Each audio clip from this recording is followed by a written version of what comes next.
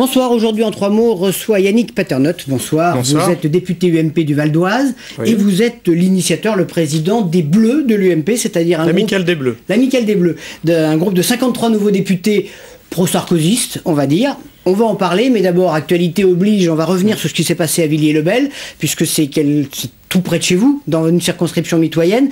Quelle est votre réaction à cette violence-là, à la fois dans l'accident, mais ensuite ce qui a suivi? Tout d'abord, il va falloir connaître les circonstances exactes de cet accident épouvantable. Ce qui me choque, c'est l'état de violence et l'état de déliquescence d'une partie des populations face aux représentants de l'ordre et de la sécurité. Quand je vois que mon collègue maire de Villiers-le-Bel, dit-on dans la presse, a été pourchassé alors qu'il tentait de calmer les esprits, je suis complètement scandalisé, indigné. Vous aviez pris une initiative de demander l'interdiction des mini-motos, parce qu'apparemment c'est quelque chose qui est très fréquent dans oui, écoutez, dans certains quartiers, la mini-moto, le quad ont remplacé quelque part les chiens d'attaque. Ce sont des objets de défi et des armes par destination. Alors ce qu'on présente parfois comme des jouets sont en fait des objets très dangereux. Donc moi j'avais proposé à la suite de l'accident précédent, hélas, à Gonesse, j'avais préconisé d'abord l'interdiction de vente des jouets. De ces mini-motos et d'imposer à toutes celles qui sont déjà en circulation l'immatriculation, parce que l'autre difficulté, c'est d'appréhender ou de connaître les propriétaires. Ce qui s'est passé cette nuit, est-ce que ça veut dire que le feu couve encore dans certains quartiers de banlieue? Je crois que malheureusement dans certains quartiers, il y a une violence qui ne cherche qu'à se déchaîner. Ce sont des voyous, appelons les gens par leur nom. Ce qui est plus inquiétant, c'est qu'on a tiré à la grenaille sur les forces de l'ordre. Donc ça veut dire que dans ce quartier-là, comme dans d'autres peut-être, il y a des armes qui circulent sous fond de trafic de drogue. Donc je pense qu'il faut vraiment casser ce système. Alors revenons aux Bleus de l'UMP, donc vous avez pris l'initiative. Est-ce qu'on peut dire que c'est une force de frappe pour Nicolas Sarkozy ou une jeune garde?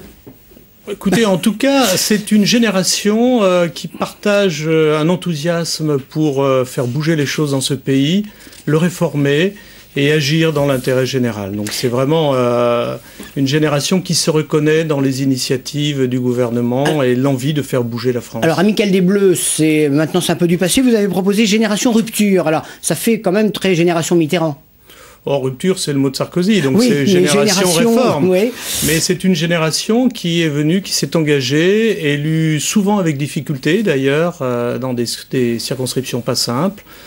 Comme la mienne, avec une volonté très très forte de s'engager pour faire changer les choses, les mentalités, réformer notre pays et faire en sorte que demain nos enfants aient un avenir assuré. Alors on dit que, parce que vous étiez des nouveaux venus à l'Assemblée nationale, vous avez été très surpris de la façon dont se déroulaient les travaux, et en particulier par exemple les séances, les questions d'actualité, où certains disent c'est le grand bazar.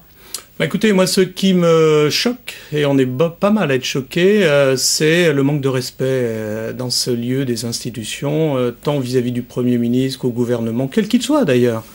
Et je trouve que certains devraient au moins toucher un carton jaune, si ce n'est parfois un carton rouge, parce que les insultes, les interventions impromptues, par exemple le discours de politique générale invectivé par certains membres de l'opposition, c'est insupportable, vu de mon côté.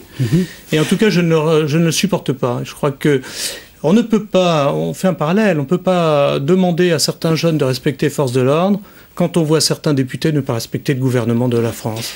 Alors vous allez accompagner Nicolas Sarkozy dans ses réformes, mais en même temps il y en a une que vous ne supportez pas, c'est l'instillation d'une dose de proportionnelle. Vous êtes contre la proportionnelle au scrutin législatif? Supportez pas. Nous sommes farouchement contre une révision institutionnelle qui ferait que des députés seraient élus selon 2 systèmes.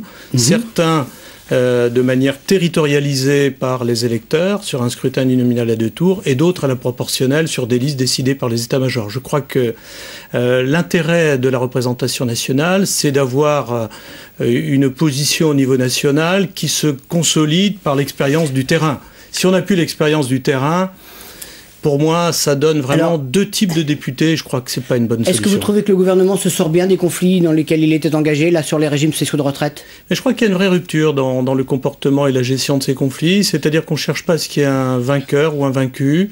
Je crois qu'on essaie de trouver des compromis.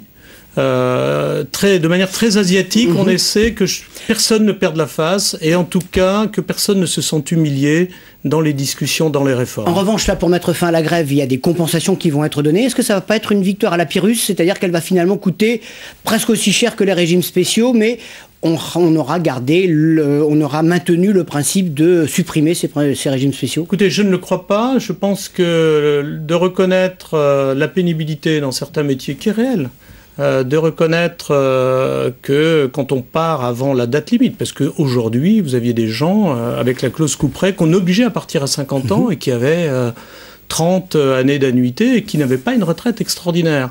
Donc améliorer ces conditions-là, c'est améliorer le pouvoir d'achat. Et donc le gouvernement souhaite améliorer le pouvoir d'achat. Si on arrive à améliorer la retraite des uns et des autres à travers quelques mesures de cet ordre, on félicite aux entreprises de trouver les financements. Merci Yannick Paternotte d'avoir été notre invité. C'est moi qui vous remercie. Demain, nous recevrons Yann Algan. Il est l'auteur d'un livre qui s'appelle La société de la défiance ou comment le modèle social s'autodétruit. Nous en parlerons demain à 19h57. Merci.